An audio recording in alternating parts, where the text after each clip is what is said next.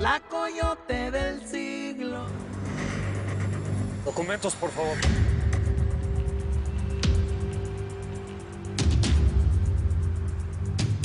Elena Guzmán, Samera, señor. ¿qué trae? Acá atrás. Tu ropa, pues. Pero mira, aquí están todos mis papeles en regla y todos los documentos necesarios. Is everything okay, Robertson? Yes, sir. It's just a regular inspection.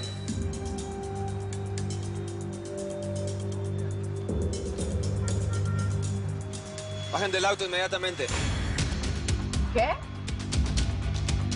A ver, oficial, pues si nosotros traemos todo en regla, pues ahí están los Bajen papeles. del auto inmediatamente. Chéquenle Es una bien los inspección papeles. de rutina. Bajen y abran la carga, por favor.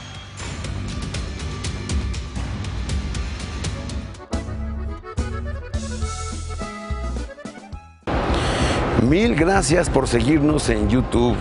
Si te suscribes aquí, encontrarás todos los capítulos de La Señora 03, La Coyote.